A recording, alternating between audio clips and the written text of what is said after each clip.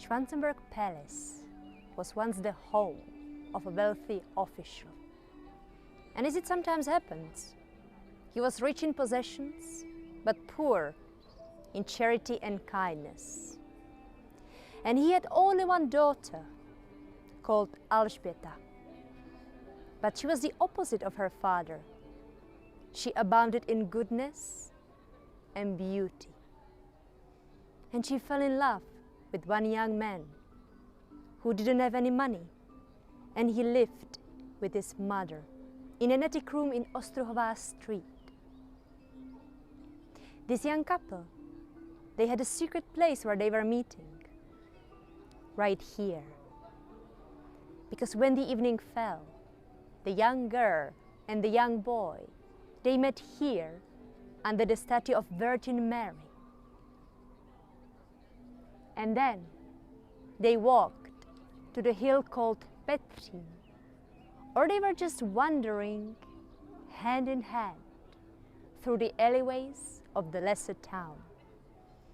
They were so alike in character that it might have seemed that they were destined for each other. But the fate was against them. They were divided by the huge gulf of property and stubbornness of Alžběta's father. When Alžběta told her father about her suitor, he flew into a fury and said, "You want to choose a poverty. You expect me to give my daughter to some ragged, barefoot beggar so he can waste my money.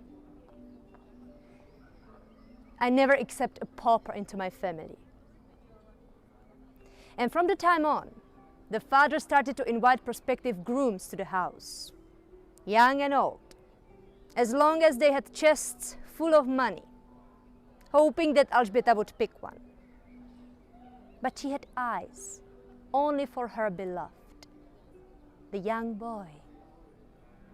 Her father tried to persuade her with promises and threats. He even forbade her to leave the palace. But nothing convinced her, because Alžběta and the young boy, they had a secret signal. As soon as the dusk fell, at first a light would shine in the window of Alžběta's chamber, and then another light would immediately shine in the window of the young man's attic room in response.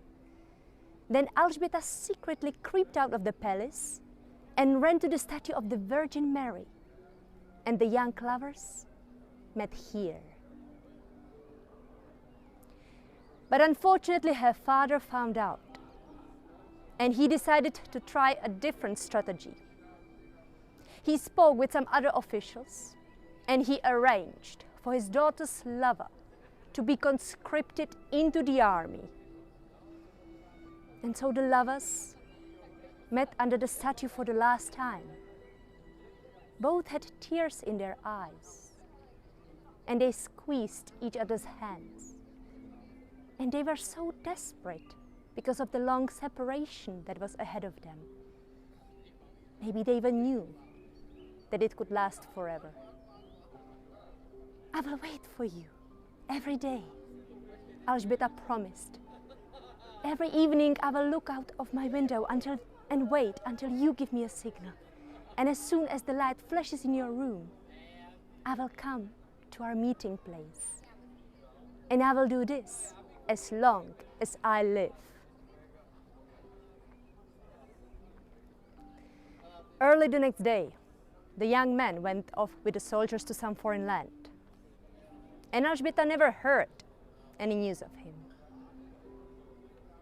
From time to time she took some money to his mother, but she also heard nothing from her son. And years went by, and the boy's mother died, but also Alžběta's father died. And Alžběta had to move out of the palace. She found a new house, but from there she no longer had a view of the attic window. So every evening she went to the statue of the Virgin Mary, and she looked for the light from here. She stood here in summer and in winter, in the rain and snow, in the heat and in the wind. Her hair slowly turned silver, and her face started to have wrinkles. But she didn't notice.